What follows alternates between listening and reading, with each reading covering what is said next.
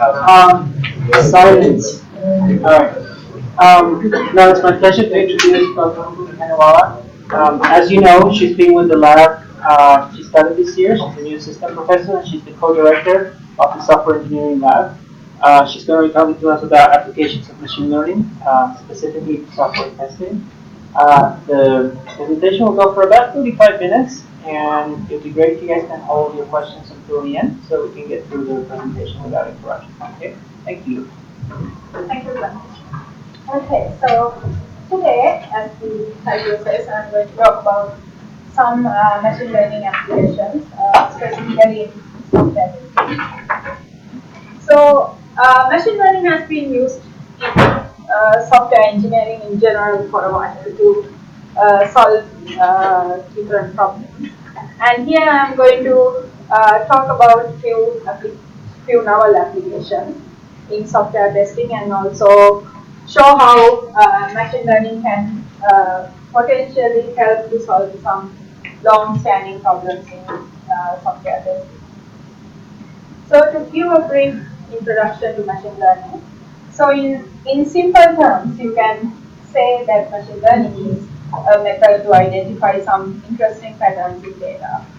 And these patterns can be used to identify some useful information about the process that generated this data.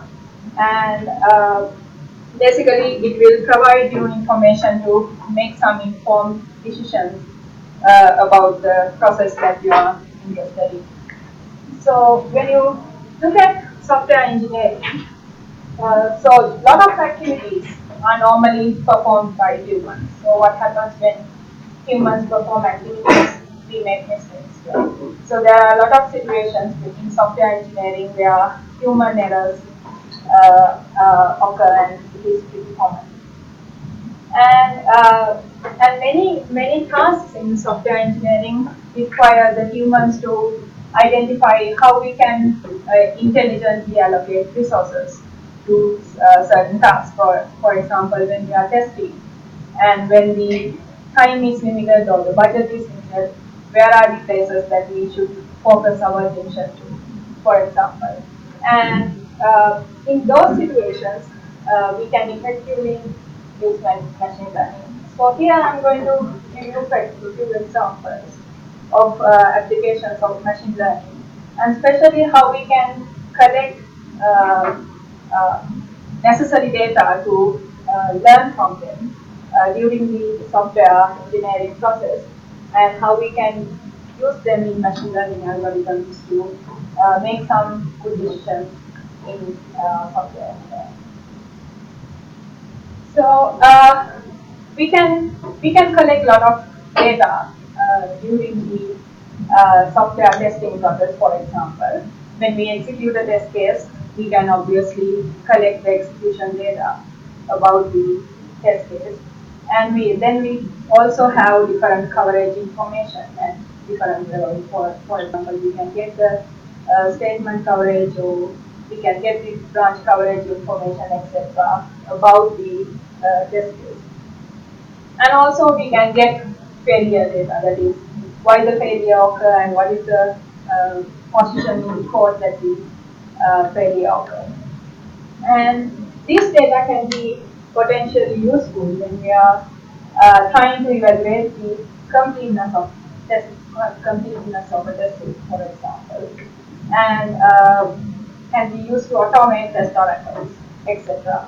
And these problems have been long-standing problems in software engineering, and of course these are hard problems. And with machine learning, we can get some help to solve these problems. So, as software engineers, we love activity diagrams. Right? So, this is an example of an activity diagram, how we are going to use machine learning in the software engineering process. So, basically here we have a process that is going to generate data. For example, that can be execution of test cases, and it is going to produce some data, and that data will be used by a machine learning algorithm to learn some interesting patterns. So that is the idea. And then we can use these patterns to make some interesting decisions or important decisions about the process that generated this data. And using these decisions, we can create a plan for the process and update our process. And we can go through this cycle several times until we reach reach a suitable process. So, but as with all these novel techniques, there are some issues with applying machine learning to software engineering, and these are not specific to software engineering, but might be common in other areas when we are trying to apply machine learning as well. So the first problem is, can we obtain enough data so that we can learn interesting patterns? As you know, when we don't have enough data, we are not going to learn good patterns that will generalize to our domain. So that is a big problem. And also, applying machine learning will involve some additional work, right? You have collect data, you have sometimes you have to do some pre-processing to data. So all this effort is equal. So the benefits that we obtain from applying this machine learning should be significantly higher for doing this additional work. And finally, sometimes you will need to do some complex data pre-processing, and we will see an example of that before we can apply any machine learning technique. So again, you have to spend some time and effort in doing that. And in the industrial environment, that could be a significant factor that you have to consider, especially thinking whether it's worth to apply these techniques. So the first application area that I am going to talk about is the automated test oracle development and how we can use machine learning there. So before going into details, what is a test oracle? So basically, this shows the testing process. The idea is you will execute set of test cases on the program that you are interested in and obtain a set of outputs. And in practice, this number n will be a large number, right? It could be in the orders of thousands. And then you can imagine when determining whether these test cases has passed or failed, you cannot do that manually. That is, you cannot go through 1,000 test case outputs and determine whether the test cases have passed or failed. And so that is why we need an automated test oracle. So that is basically a mechanism or an automated method to determine whether the test cases has passed or failed. And in many situations, creating this test oracle is a hard problem in software engineering. So, as I mentioned earlier, automating or created automated test oracles is a very difficult problem in software testing, and of course, machine learning can help in different ways to solve this problem. And we are going to particularly look at two applications. The first one is where you basically develop oracles for programs that are developed iteratively. That is, you basically go through several iterations to and modify the program and develop the program in an iterative manner. And the second application that we are going to look at is how to create oracles for non-testable programs. So this is an example where machine learning was used to create an oracle for an image processing program.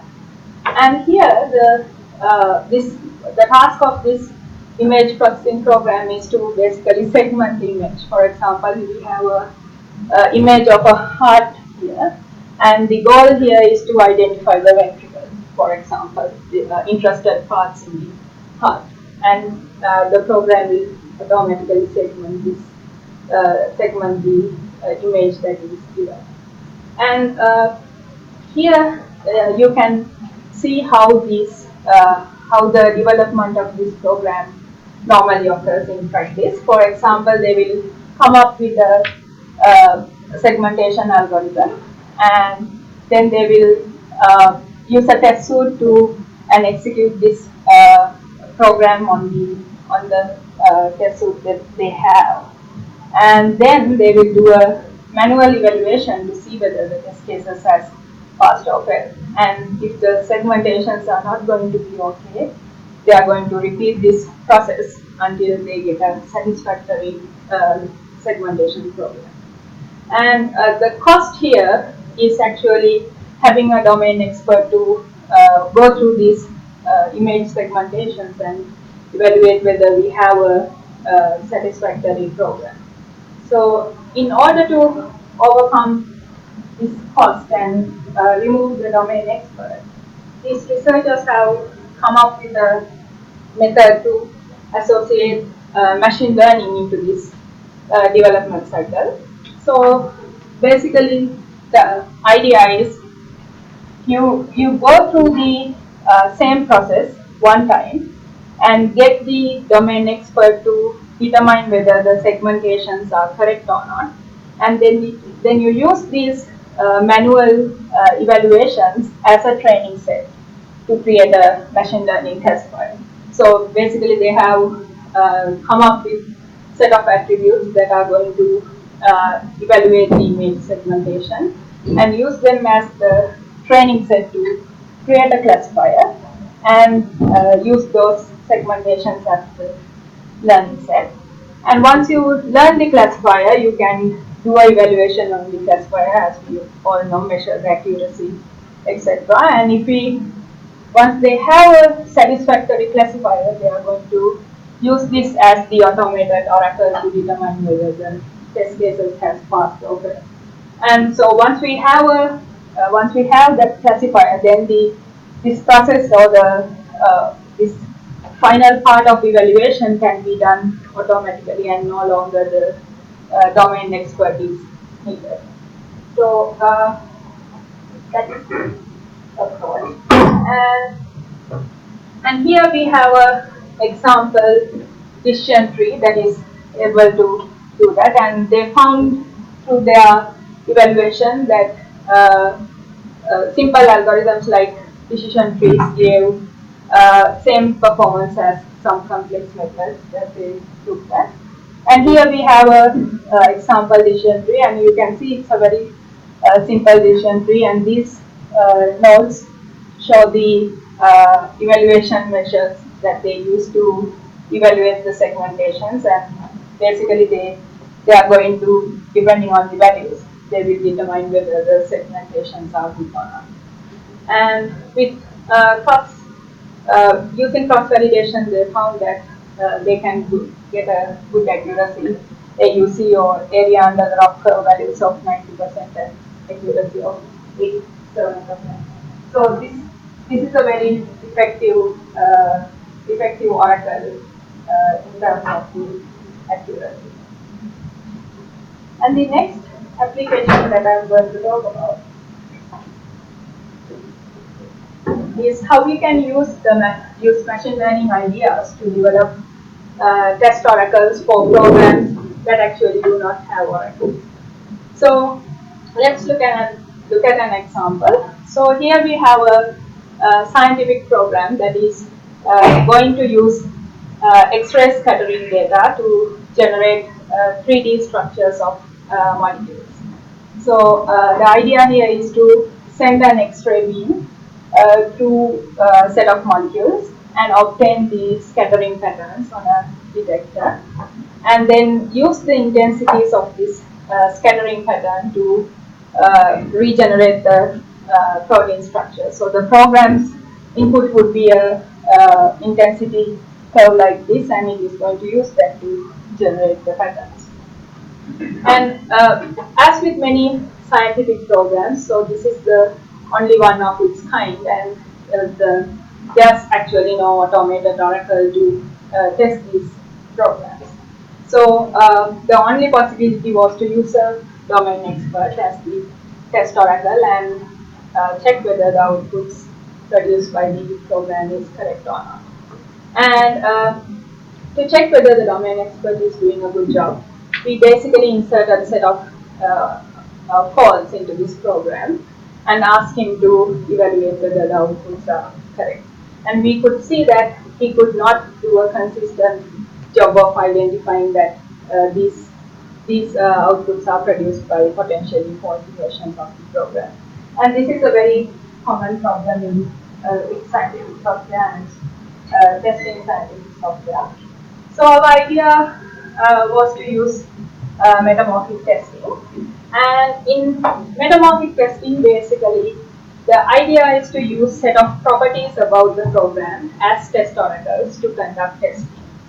So, and these properties are called metamorphic relations. And a metamorphic relation is basically going to specify how your output should change according to a specific change that you make to the input. For even if you don't know the correct individual values of the outputs, you can still use these relationships to conduct testing. So that is the idea behind metamorphic testing. And I have a simple example here. So let's take a program that calculates the sum of an array. And when applying metamorphic testing, the first thing you do is create an initial test case. And then you need to identify a set of metamorphic relations that should be satisfied by the program.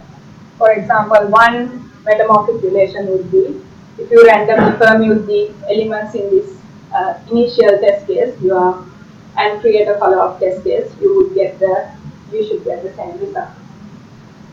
So then you can use that relationship to obtain a follow-up test case by permuting the elements. Run that on the program and get the output. And finally, you are going to check whether the sum1 is going to be equal to sum. So not here, even if you don't know the correct values of sum1, you can still do some level of automated testing using these properties. And similarly, you can come up with other metamorphic relations and use the same process to conduct testing on the program. But here again, the problem is how do we identify these metamorphic relations? So again, we need the domain expert's help or programmer's help to identify these metamorphic relations manually, and that will be a problem for automation again because we need the involvement of the domain expert. And that is where the machine learning comes in. So basically, we are trying to learn from previous experience or learn from the knowledge in the domain and use that with the machine learning algorithm to automate this process. So basically, the idea here is first remove the domain expert's involvement with metamorphic and use the metamorphic relations as the test oracle to determine whether the test cases has passed or failed. And then to come up with this metamorphic relation, we use a machine learning based approach called metamorphic to generate the metamorphic relations for a given program. So here I'm just trying to give a high level idea how machine learning was used here.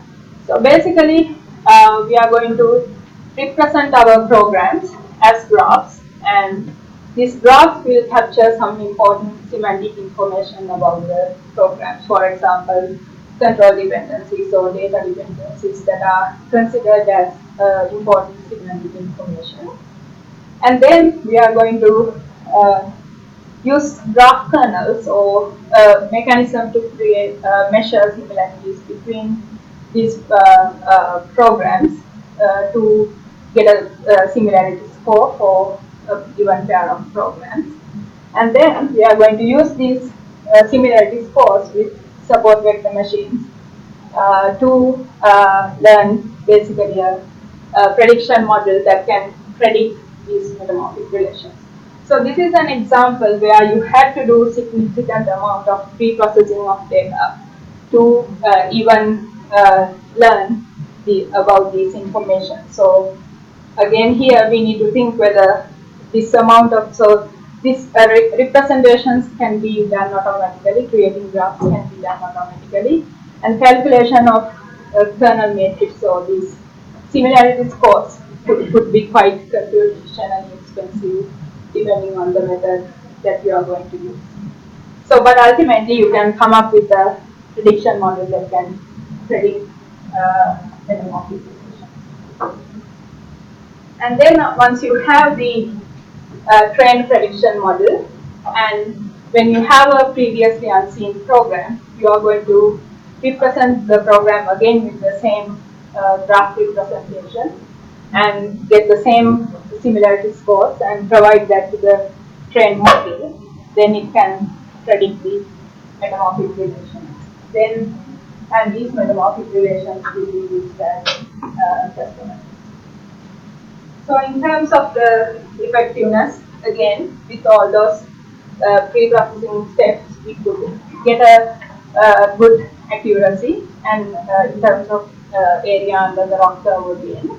And you can see that the prediction accuracies were beyond 80% in many, for many metamorphic.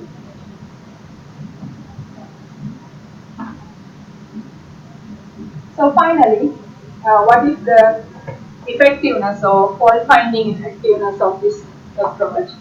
So in order to evaluate that, we created 212 faulty versions of the SAX program that I talked about and obtained the metamorphic relation predictions for these faulty versions and conducted automated testing using these faulty versions.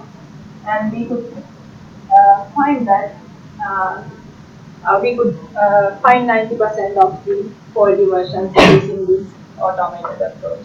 And we recently conducted some other studies and with some other open source libraries, and we could see that the results were consistent. They were around 90 to 95%.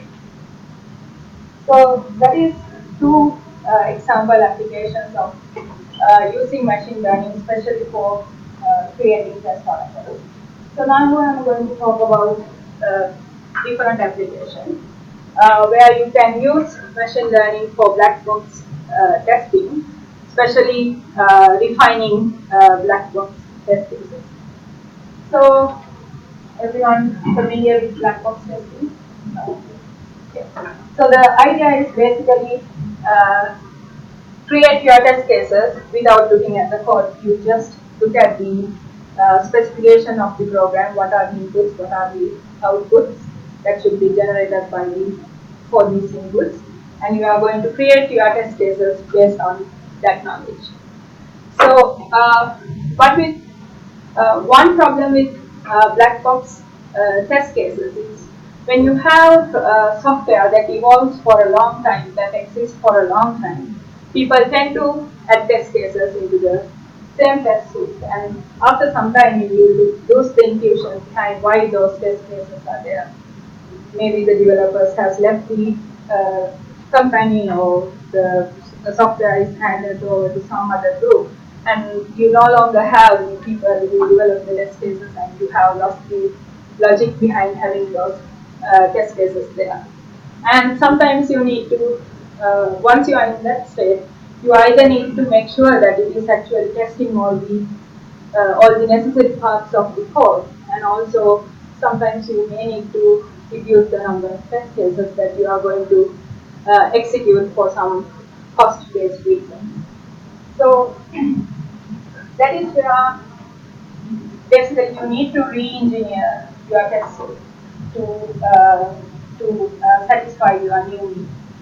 And you can think how costly or how time consuming this would be to do manually. You have to go through the maybe a test suite that is of the size 10,000, for example, and identify the logic behind each of the test case creation, which is a very time-consuming task. So this is another place where machine learning can help. So the idea here is pretty simple again.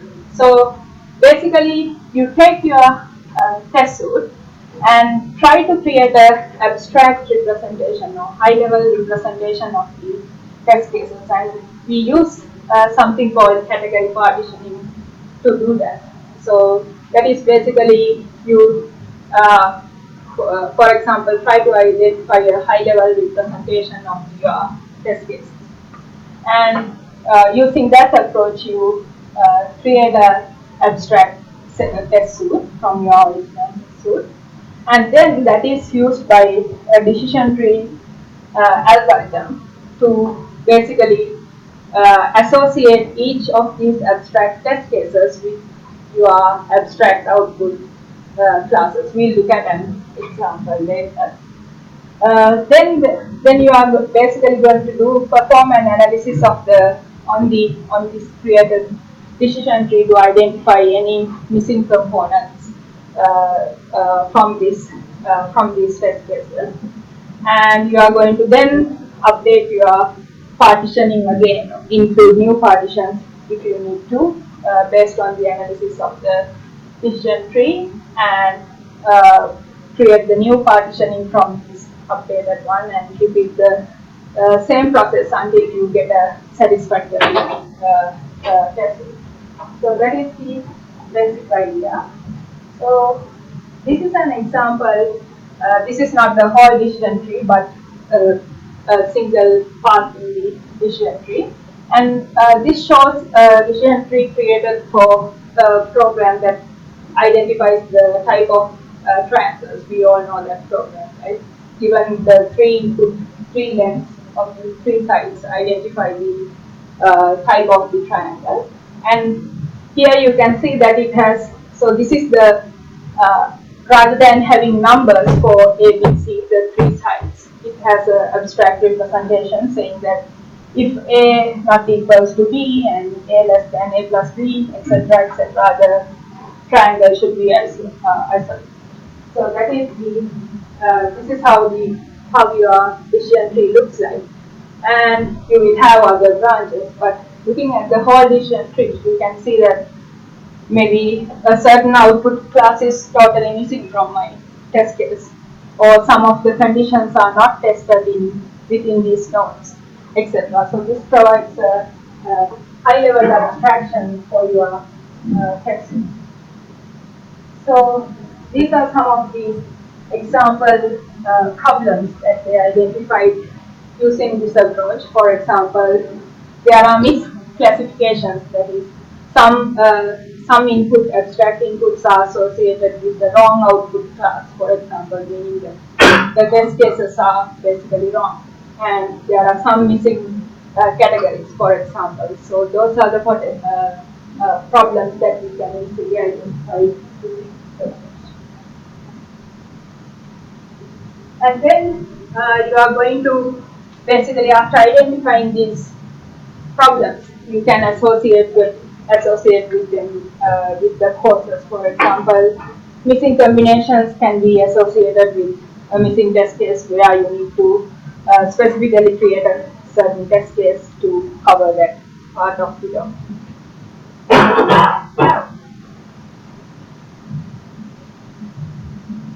So, as a conclusion, you saw that machine learning can be effectively used to solve some serious problems in software testing, and especially we can use that effectively to identify human errors, as we saw with the test case requirement example.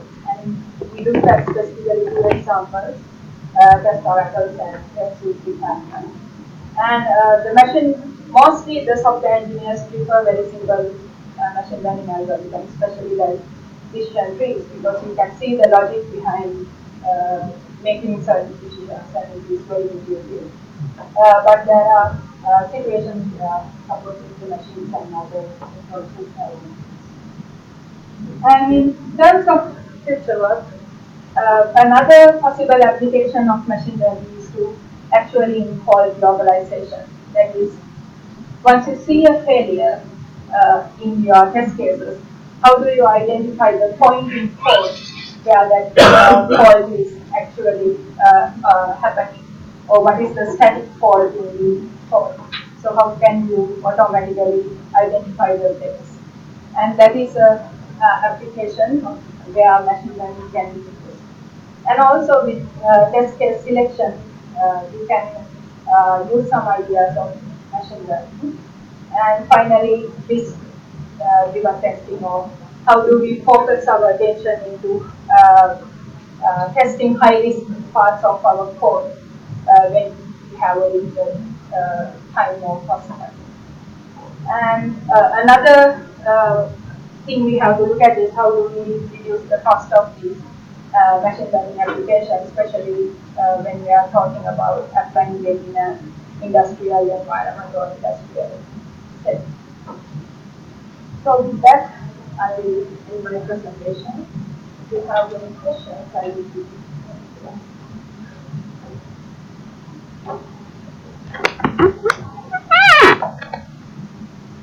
Let's start with a question. Can you tell me the difference between mutation testing versus metamorphic? Yeah, mutation testing is actually an approach used to evaluate the effectiveness of a certain test suite. So for that, you basically create different faulty versions of the same program. So you are creating the faulty versions of the program and run your test suite on these faulty versions and see how many mutations you can identify with your test suite. So basically, it's a measure of the goodness of the test suite. It will give you a measure of the goodness of the test suite. But with metamorphic testing is a testing approach. So even though the term mutation testing is used, it is not actually a testing approach. It is an evaluation approach of your tests. Metamorphic testing is a testing approach.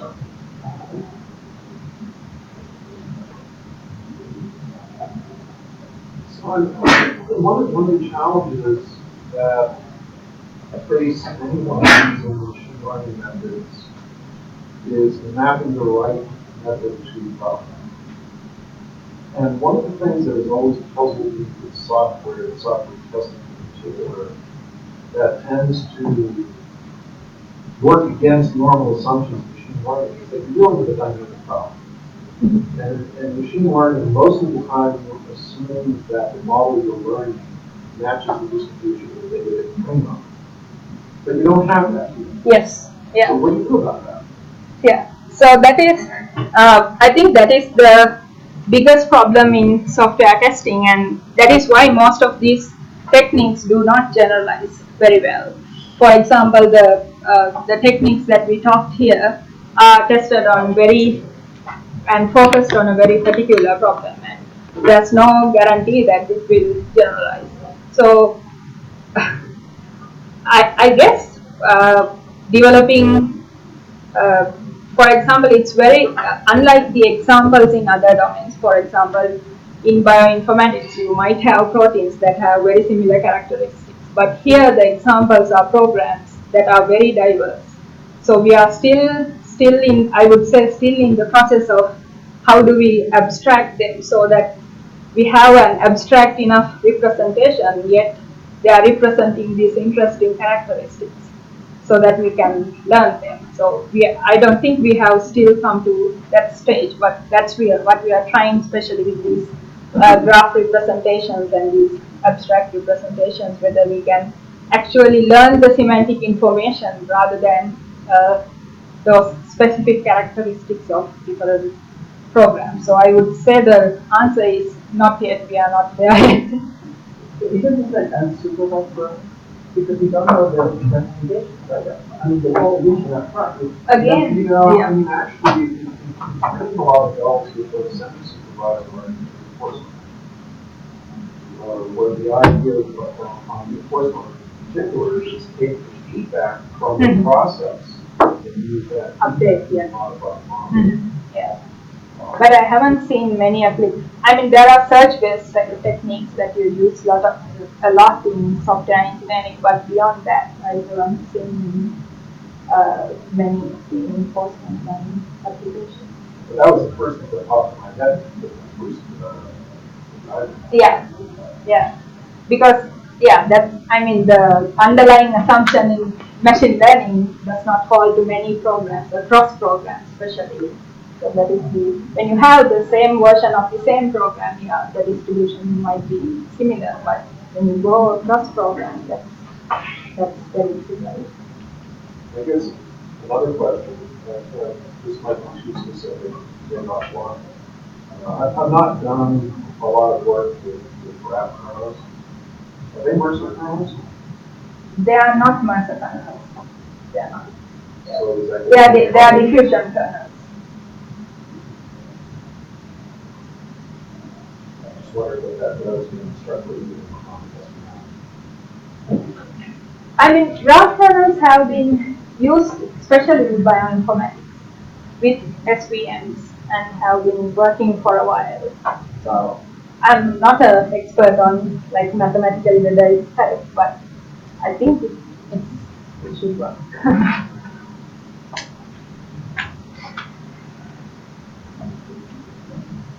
Switching back to a little bit, I'm sort of wondering how you would go about trying to solve all those So the most basic approach is to you run several test cases on the program, and for the failing test cases, you try to identify what are the common paths covered by the failing test cases. Hopefully, we can find a single statement, but it is not the case. If you can find a single statement that are common to all the failing test cases, that is where the problem is. But that is not the case all the time because it's actually not considered. So there are other some statistics based approaches where you assign a confidence score to different statements and start going from there narrowing down where the fault is. So that is the most basic equation doing fault localization, and that is if you have heard about tarantula, for example, that is the approach used by tarantula to identify faults or localized faults. So is that also using some sort of classification? No, it does not use any machine learning. So that is why, for example, tarantula gives you a bunch of statements. Maybe depending on your program size, it could be like 100. For example, that's what we are trying to refine with using machine learning. Whether we can narrow down. So the idea is give this 100 statements, and the programmer will go through those 100 statements rather than going through the whole program. So that's the idea. But we are trying to reduce that further using machine learning. But that is applied to situations where you're exploring more than one fault at one time. Yes. And so as you're doing this research, do you have a primary machine learning collaborator or UDS for machine learning, or how does it work putting together software tasks to machine learning? So I don't consider myself as a machine learning expert, but I have done some machine learning work before, and I had a collaborator back in Colorado State who's doing machine learning, basically a machine learning researcher. So still I'm working with him.